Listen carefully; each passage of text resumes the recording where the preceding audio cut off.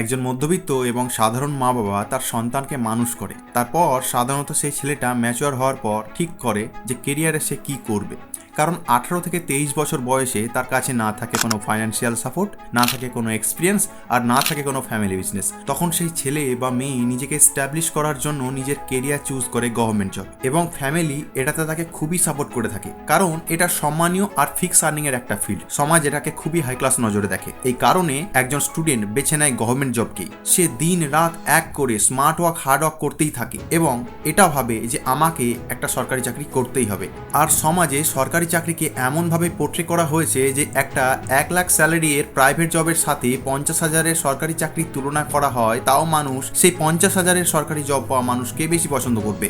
আমি এখানে কোনো ডিসক্রিমিনেশন করছি না, বাট পরিশ্রম তো দুজনেই করেছে, তাহলে সমাজের এই বিষয়ে ভেদাভেদ করা একদম উচিত নয়। আর আপনি একবার ভেবে দেখুন যে সকল মধ্যবিত্ত ফ্যামিলি এর থিঙ্কিংই অনেকটা সিমিলার। এটা কোনো খারাপ জিনিস নয়, বাট আমাদের দেশের যা জনসংখ্যা তাতে আমাদের 40% লোয়ার মিডল ক্লাস মানুষজন বসবাস করেন। লোয়ার মিডল ক্লাস অর্থাৎ যাদের ফ্যামিলি এর অ্যানুয়াল 1 লাখ আর্নিং, অর্থাৎ মাসে 8,300 টাকা সামথিং। এবার ধরে নেওয়া যাক এই 40% মানুষের মধ্যেও যদি অর্ধেক মানুষ জবের প্রিপারেশন করে আর সকলের যদি এক্সাম ক্লিয়ার হয়, তবে কি সরকার এত চাকরি দিতে পারবে? না, কোনো সরকারি সেটা পারবে না, সেটা যে কোনো পার্টির সরকারি হোক না কেন। তবে মানুষ সরকারি চাকরির পিছনে এত দৌড়াচ্ছে কেন? তার কারণ হচ্ছে শুধু সোশ্যাল স্ট্যাটাস বা স্যালারিটাই মেন কারণ নয়, এটার আরও কিছু কারণ আছে। যেমন এখন জব পাওয়ার পর সোশ্যাল মিডিয়াতে সেটাকে খুবই বড় করে মাতামাতি করা হচ্ছে। সোশ্যাল মিডিয়াতে শেয়ার করতে বারণ করছি না, বাট কিছু সো কল্ড ব্যক্তি নিজেদের ডিউটি হাওয়ার্সের সময়ে সোশ্যাল মিডিয়াতে সেই ভিডিও বানিয়ে শেয়ার করেন, যেটা আপনারা প্রায় অনেকেই সোশ্যাল মিডিয়াতে দেখেছেন। আর আরেকটা কারণ যেটা হলো বিভিন্ন কোচিং সেন্টার যারা স্টুডেন্টদের ক্যাপাবিলিটি না দেখে,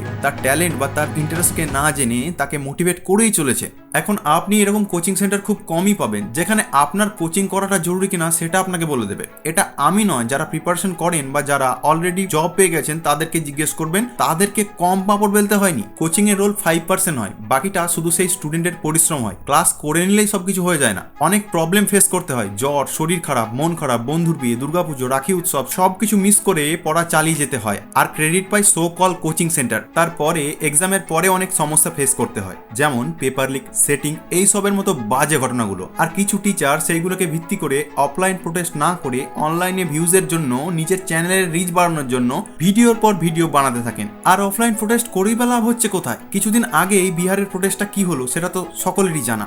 এখন প্রশ্ন হচ্ছে এখন কি করব? অনেকেই ভাবছেন যে আমি প্রিপারেশন করছি, তবে কি ছেড়ে দেব বা কোনো প্রাইভেট কোম্পানিতে জব করব?